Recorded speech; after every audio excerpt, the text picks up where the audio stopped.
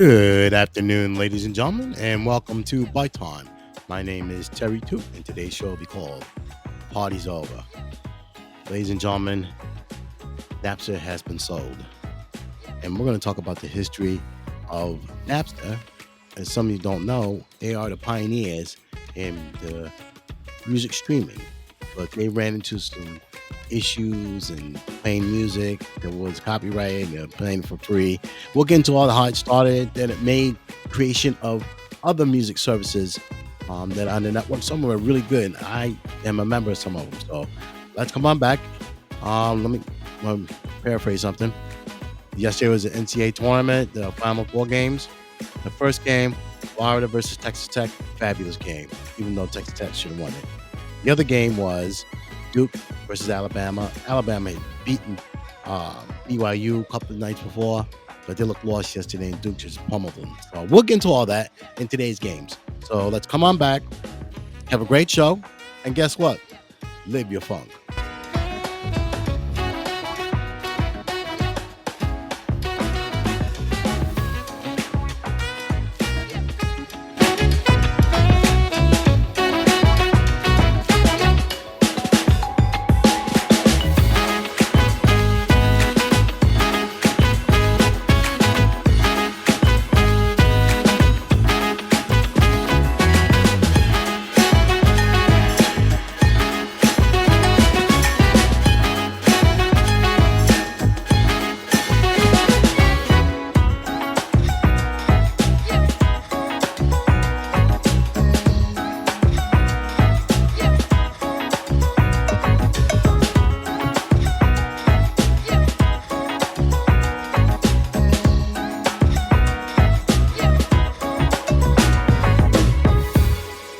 Yeah, all right, ladies and gentlemen. Welcome to Bite Time. My name is Terry Toot, and today's show is called The Party's Over. Ladies and gentlemen, the sale of Napster has been initiated, and we'll get into all that and how Napster started from back in 1999, 2000, and he created a mammoth of other music streaming services out here. So before we get started, I want to say congratulations to my nephew. His name is Kevin Toot, and his football season starts. Arena football season starts, or indoor football season starts tomorrow. He plays for Las Vegas Nighthawks, and I just say congratulations. I love you, and I have to watch your games this year on TV. I couldn't. I got to see him play last year, but let's give him a round of applause.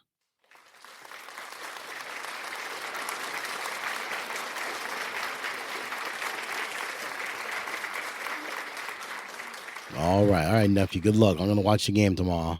Okay, and then now let's get into the crux of the show today. And before we get started, we're gonna talk about the men's NCAA tournament that's going on right now, the Final Four, and we'll talk about the Texas Tech Florida game. It was a great game, but Texas Tech should have won that, ladies and gentlemen. That's why they call it March Madness. It's maddening. You had a 7 point lead less than 3 minutes ago, and you should have won. You had opportunities to even tie the score, but just didn't come out. And Florida had they're really big. It's really my second time watching them. They're really big. But that goes without saying. Congratulations to the University of Florida. Give them a round of applause.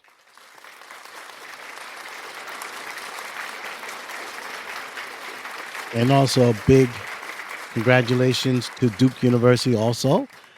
They just pummeled, I mean, pummeled Alabama. I thought Alabama was going to take them because they had the speed, the shooting, but they looked lost in that game last night. And this Duke took a right to them. They're a better overall team and not one of my favorite teams, but they played really good. So let's give them a round of applause also.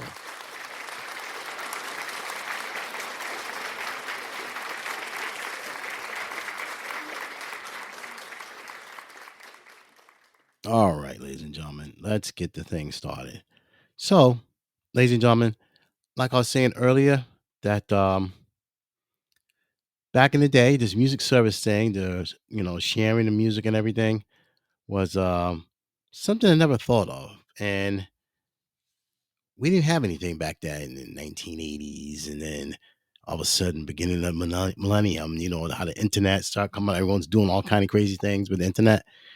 These two young gentlemen by the name of Sean Fanning and Sean Parker, they were the ones who they were computer programmers at Northeastern University, and these guys discovered Napster, where you file share music. Download it, send an email, whatever you want to do, send it to a friend. Hey, I got this new song, man. Bam, bam, bam. These guys were phenomenal programmers. They um they were smart, very talented young men, but they got themselves in trouble.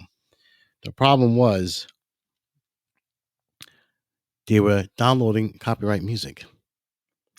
And once you have copyright music and someone's not paying you for a fee, then we have a problem. And they got into a lot of trouble. So we'll get into all that right now. So at one time, Napster had 80 million users on their network. And they had all kind of recordings on their servers. Um, Unbelievable. And then basically how they started is that you figure when they were in college, they had access to all these servers. So the schools didn't realize it until later, but they music was being shared. Boom, boom, boom, boom. Downloads, uploads, downloads. Okay. And it made a lot of traffic on the network till finally they got smart to it and blocked some of its their usage of the file sharing. Um, that goes without saying. But the real crux of the story here is that when Metallica heard their music played without permission, okay, a song called I Disappear, and it was all over the network. They're like, oh, whoa, whoa, whoa. How is our music being played and we didn't authorize this and we're not getting paid? Okay. Like I said, that is a true story. And also Dr. Dre was involved in that too. His music was out there. So Metallica and Dr. Dre filed a lawsuit against Napster. Basically, they were pirating and stealing the music. So Napster said, "Hey, we're wrong. Boom, boom, boom.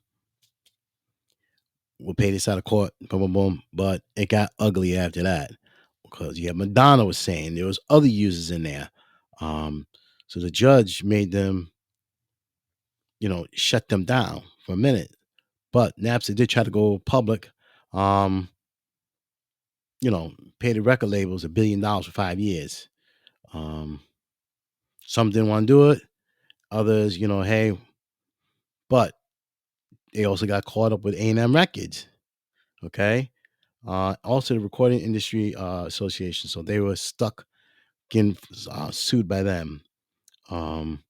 So on March 5th, 2001, the Ninth Circuit Court placed an injunction on Napster to prevent trading of copyright music on its network. So basically, the court shut it down, and they had to pay a lot of money. We're talking millions and millions of dollars. And then after a while, they were trying to get this thing settled, okay? And they tried to sell it to Bartlesman, BMG, Bartlesman Music Group. They tried to do something, then something happened, and the government said no. They wouldn't allow it. So they had to file for bankruptcy, and judge blocked the sale to BMG. I think this all would have been done if the judge didn't block it, but it is without saying. Um, After a while, in the bankruptcy, Napster had liquidated its assets. So it got sold to Roxio, and it rebranded as Press Play and Napster 2.0. Then it was repurchased by Best Buy for $121 million. Then Best Buy sold it, and then Napster got a hold back of it and merged with Rhapsody. I had this service, ladies and gentlemen. Rhapsody, I loved it. Then it went back to Napster, okay? And it was great. It was really, really, really good. I paid $10 a month. I could listen to all the music I want. Now, if you started downloading, there was a charge on it, and it's very expensive too. I did it. It's very expensive to have music, download a song you really want to hear, and burn it to a disc. It was expensive, right? Then the 25th of August, uh, August 25th, 2020, it was sold to a company called Melody VR. Then uh in May 10th, 2022, it was sold to a company called Hive Mind and Algorand. And this company now has been now owned by a hedge fund company, ATC Management, BH Digital, G20 Ventures, Skybridge, which is in the process of buying CBS, which is Paramount. Um, Skybridge is part of Larry Ellison's group. His son, they're going to it's him. Arrington Capital, Borderless Capital, and others. And then finally, ladies and gentlemen, the total demise, ladies and gentlemen, Infinite Reality has bought Napster. And you're saying to yourself, who is Infinite Reality? Well, self, here it is. Infinite Reality is an innovation company powering the next generation of digital media. This is their press release. E-commerce to extended reality, artificial intelligence, and other immersive technologies. That it will be buying apps for $207 million. This is their press release, not mine. Napster, a fully licensed independent music service, services over 110 million high fidelity tracks from the top artists in the world to its loyal global subscriber base. Um, Over 2 decades, Napster has paid close to $1 billion to artists, writers, songwriters worldwide, establishing itself as a cornerstone of music streaming, and it is, ladies and gentlemen. The new company owns a company called the Drone Racing League. I've seen that on TV before. Um, it's top esports organizations competing with the titles of Call of Duty and League of Legends. So basically, what they are, they're more like an interactive company, but they're going to buy Napster. I want to see how this is really going to work because I'm very interested. I don't think I'm going to buy anything from there because I don't have a desktop that features high-powered graphics cards, audio cards, and powerful monitors. So you're gonna be burning up a lot of buying some. You gotta have a good desktop computer or a good laptop.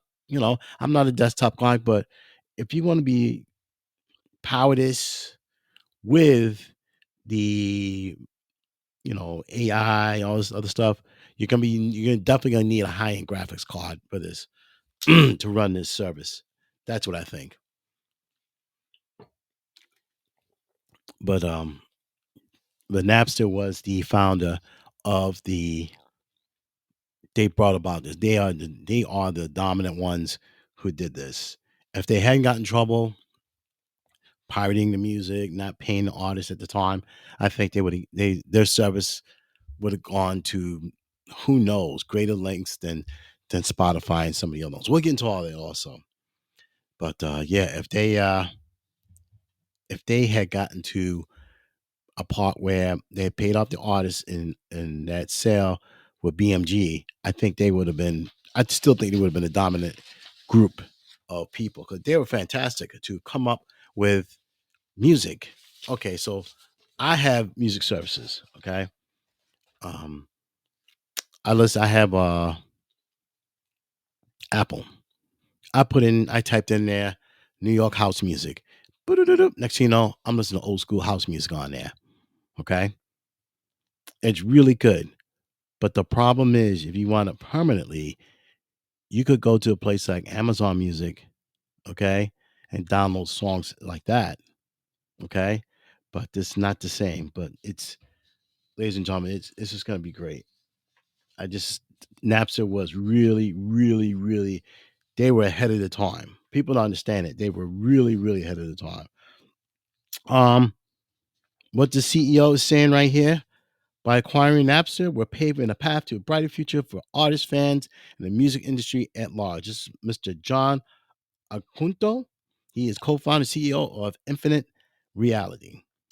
This strategic move aligns with Infinite Reality's vision to lead the internet industry shift from a flat 2D clickable web to a 3D conversational one, giving all creators modern tools to better engage, monetize, and measure their audiences.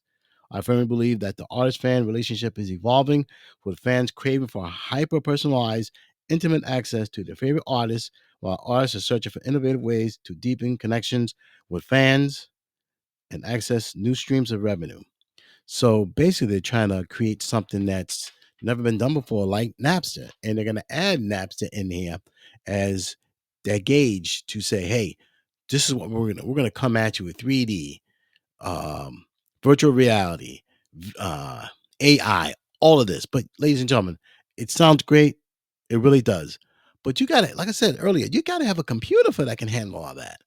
Okay, really, you almost have to be a gamer, okay, to have high powered, you know, laptop or desktop to run that, because you can't run 16 gigs and you're using high graphics, AI, all that stuff. It's not going to work very well. So I get what they're trying to do.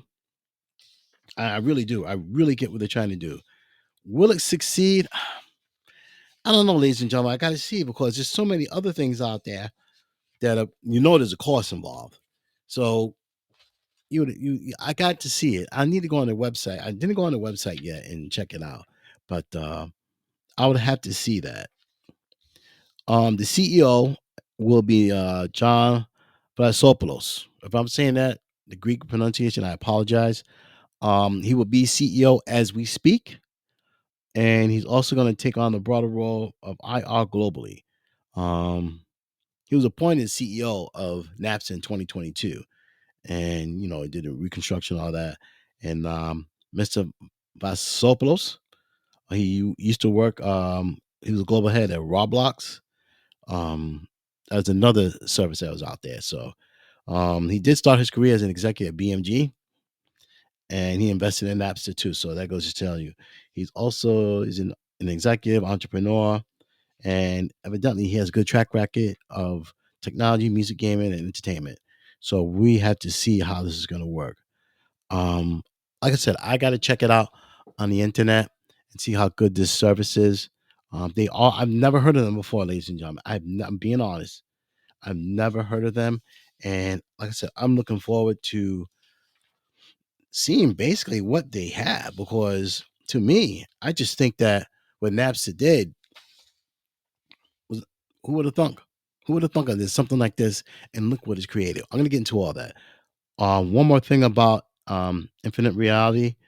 Um, is backed by a roster of heavy hitters. Okay, you have RSE Ventures, Liberty Media, Lux Capital, Lure HIPAA, MGM, T-Mobile Ventures, um, Courtside VC Venture Capitalists, Axor, TerraCap, IAC. That's what's his name's company? I know who that is. Live Nation, and Steve Aoki, who's a restaurateur. He's got big money.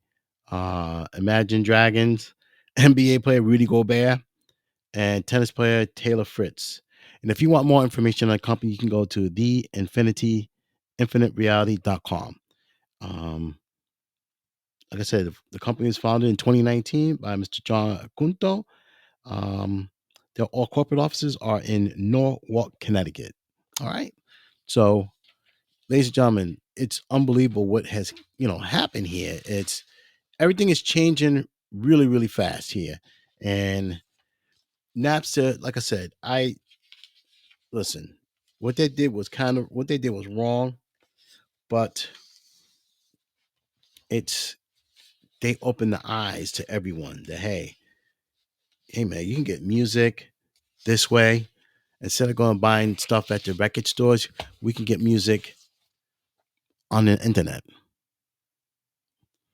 And it's unbelievable what they have created. And to me, um, Mr. Manning and Parker created something that's now it's believable. It's really, really believable. So I'm gonna get into Mr. Sean Fanning and Mr. Mr. Sean Parker. Um, few things. Sean Manning, he left Napster. Now after Napster's went away, and they basically just gave the company away.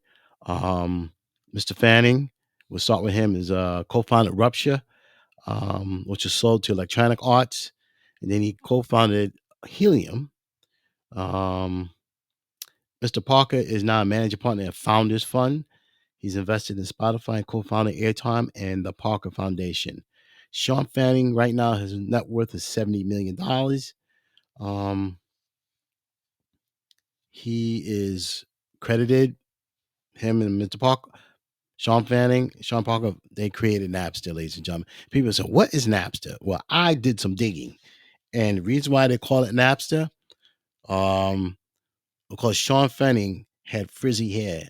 I guess that's another way of saying nappy. I don't know, but it said Napster. That's how they got the word Napster from. I don't know, but that's what I found out why they call it Napster. But yeah, you had a picture of a cat on there. I'm trying to figure that one out, but that goes without saying.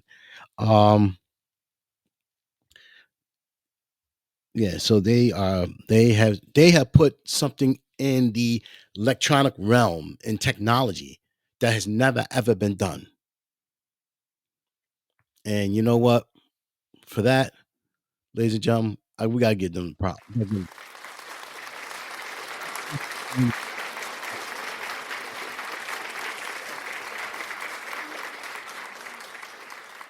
You don't just brainstorm with something like that and say, "Hey, self, guess what? We're gonna do Napster. We're gonna do peer to peer, share files and music."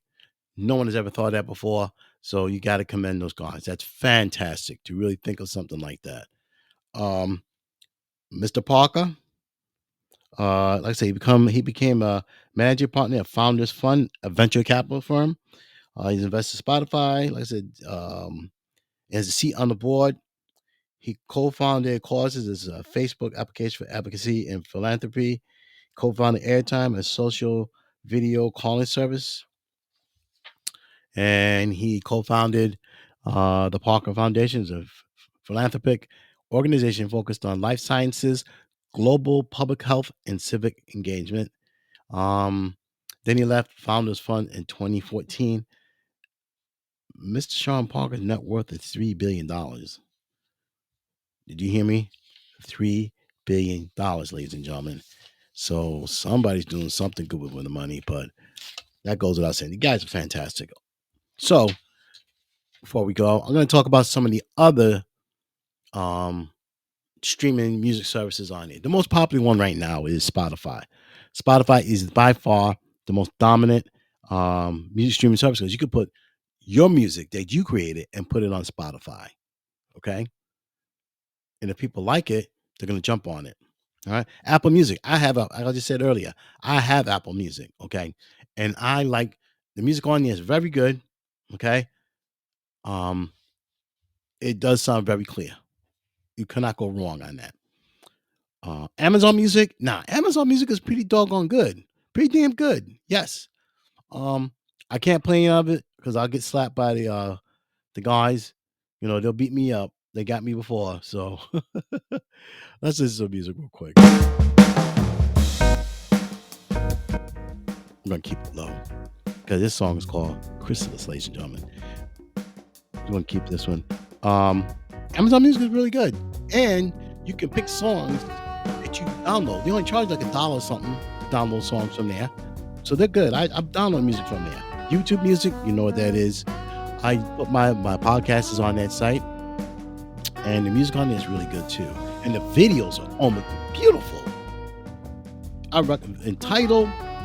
I heard Tidal for the first time last year when I was at the Can Jam in Manhattan, and it's a little bit more pricier than the other music streaming services, but the music is really clear. You got to have a good system for that. Okay. Deezer, I never listened to it. I heard about it. Pandora, yes. Now, they had some good old school soul music, old school R&B in there. Some of the Clean Up Woman. I mean, they got classic songs that good. SoundCloud, I've heard of SoundCloud. I remember I listened to it. To me, that's more like an up and coming for new artists on there. iHeartRadio, that's my teeny bopper type of thing. Not my cup of tea. Cold Buzz, I don't pronounce it. think my podcast is on there. I'm not sure. Sirius Radio, Sirius XM. Now they've been on here forever. Well, Howard Stern left um, the radio station, and they said, "Hey, we're gonna give you a big contract." Everybody like, this is never gonna work. Sirius XM is for real, ladies and gentlemen. Everybody's got a show. It seems like on there. Here's another one called Tune In. I've never heard this one, but hey, music services are music services nowadays. So, like I said, it's great that we have outlets where we can have our pick and choice of music streaming services we have, and it's unbelievable. So, like I said, my podcast is on Spotify. Also, now I'm giving you a pitch. I could be heard on YouTube Music, my podcast, and also on Spotify. And on that note, ladies and gentlemen, we're going to end the show. I hope you had a great weekend, and take care of yourself. Be good. We'll play one more song. We'll get you out of here on this. But yes, if those streaming services, jump on it, ladies and gentlemen. And we're going to end the show with this. This is Tokyo After Dark by El Dorado, ladies and gentlemen. Like I said, be good, be well, take care of yourself, and God bless you all.